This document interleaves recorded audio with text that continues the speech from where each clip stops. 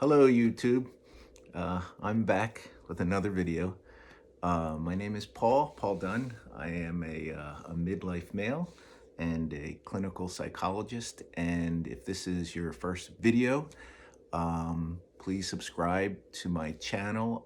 You'll see I have other videos on the channel, and all of my videos are really focused on sharing things that I've learned thus far in my life as a guy who's been around for a little bit, as well as what I've learned as from being a psychologist.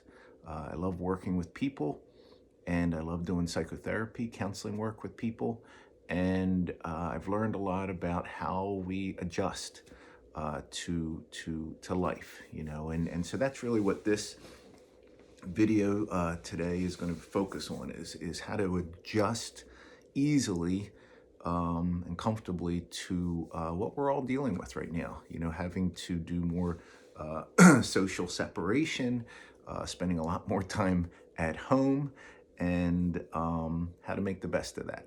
So hopefully you'll get something out of this. I wanted to really focus on a word that you may have heard of before. It's called resiliency. Resiliency. But I'm going to focus on it really from a psychologist perspective. The American Psychological Association focuses on this experience of resiliency, and basically looks at it as the ability to adjust well to change. Oftentimes in life, we're heading towards a goal, or we're moving in a particular direction, and then something bad happens, a breakup of an important relationship, or right now we're dealing with a pandemic, right?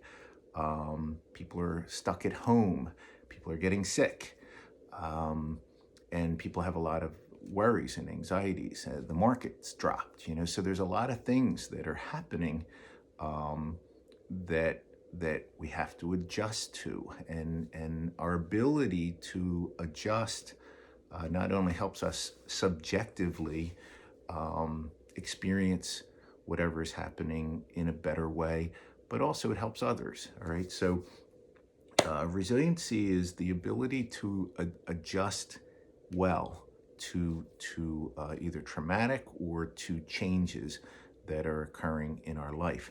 And what the research has found, and this research came out of the University of Pennsylvania, that if you focus on 4 different areas specifically each day, you will actually find yourself adjusting easier to changes, and being able to handle and learn from and deal with changes better. Okay, so that's really what resiliency is. And the 4 areas are wellness, connection, healthy thinking, and meaning or purpose. All right, so I'm going to focus on all 4, but just talk a little bit about wellness. You can kind of divide wellness into 2 areas. One is mind and spirit wellness, and body. So mind, body, and spirit wellness, focusing on activities that actually enhance mind and spirit, as well as your body's health. So things like daily meditation, prayer, exercise, eating right. So all of these things that research has demonstrated helps. All right, so focusing today, if you could put on your to-do list, I'm going to focus on my wellness. I'm going to focus on my mind, body, and spirit wellness, and coming up with some activities that you could do today, specifically to enhance that. All right. The other is connection. Connection is not just connecting to anybody, but connecting to people in your life that have an empathic way about them. And empathy means, when I'm working with somebody in counseling, I'm doing I'm doing the best I can to really focus on him or her, and giving him or her my attention, and accepting who he or she is. Um, and that's really me being empathic to them. All right. So you want to seek out people, family, friends in your life. I'm very lucky. I work with a lot of empathic people. So we're constantly giving and receiving attention from one another in a really loving way. And that's a wonderful experience, but not everybody has that. So you want to seek out people who can be empathic to you, because when you're receiving somebody's attention like that, it actually enhances your resiliency, your ability to adjust, or to handle whatever changes or traumatic event is occurring. All right. Healthy thinking. All right. So that's the third area. Healthy thinking is, um, we all hear about optimist and pessimist, right? Is the glass half empty, or is the glass half full? You actually have a choice, no matter what you're dealing with, to look at situations from the half full. It could be worse, right? Every situation could always be worse than whatever you're dealing with, and there's always gifts. Because even right now, we're all stuck at home. um, Both my kids, I have a 21 and 17-year-old. They're home with me, and so we're able to. We started playing cards and eating dinner together, and exercising, and just hanging out. And my daughter and I started watching the Harry Potter films again, which we did when she was a little kid, and we've been enjoying that. So getting the popcorn and all that kind of stuff. So looking for ways to make a situation better. All right. And so healthy thinking is, can I learn from this? Can I make this better? Is there something good going on? Rather than looking at it purely from the negative perspective, which that's going to lead towards a lot of negative emotional states. All right. And then finally, the last one is meaning or purpose. So doing things that are meaningful, whether it's if you're still able to do work and you're able to work virtually, finding the meaning, and really putting yourself out there in the work that you're doing. One of the things I've been really enjoying a lot lately has been Jimmy Fallon's late night show. I don't stay up that late, but I DVR it. And Jimmy Fallon's been doing all of his late night shows from home. One episode he did a tent in the backyard with his daughters, and he's in his house and he's dressed in casual clothes, and his whole family's kind of helping him do the show.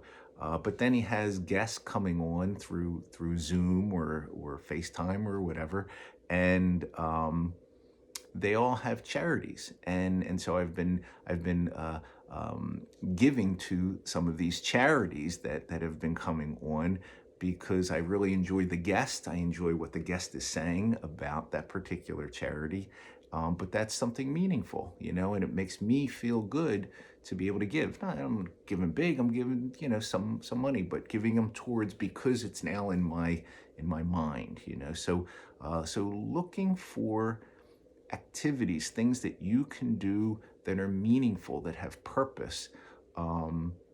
They will build resiliency. So putting your focus on, if you were to watch this in the morning and be like, okay, I want to start building my resiliency, my ability to adapt and adjust well to all the changes that I'm going through.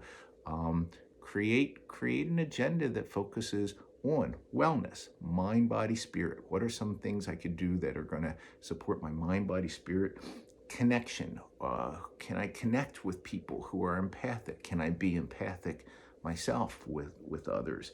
Healthy thinking. How can I get rid of some of this all or nothing, black or white, or catastrophizing negative thinking, and focus on what is actually good? What are some of the gifts? What are some of the learnings I'm getting out of this experience that I'm currently going through?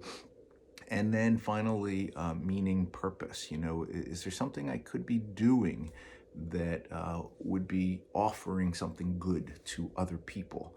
Um, you know, whether it's getting involved. I run a Christian meditation group out of my church, and we always meet in person the first and third Wednesday of each month. Well, now we're going to do it online, and so this coming Wednesday we'll be doing our first one online, where we're using Zoom, and hopefully there's no technical issues. But people are very excited about that. I just actually got off of a WebEx that was done worldwide. There were people from China and England and France and America and Canada. We were all on, and we were meeting with Father Lawrence Freeman, and we had a nice little prayer session and then a silent meditation together. But it was very meaningful, and I connected, and so it certainly helps me build my sense of resiliency. So look for, it might not be that kind of activities, but look for ways to add meaning and connection, to have healthy thinking, and to feed your mind, body, and spirit while you're going through this. And you'll find that you're going to be better able to adjust to the situations that we're facing. Um, so that's it, kind of short and sweet, but I did want to add that to you all. And if you're interested in some other videos, please check out my channel. If you like this, please hit the like button. And please remember that you are special.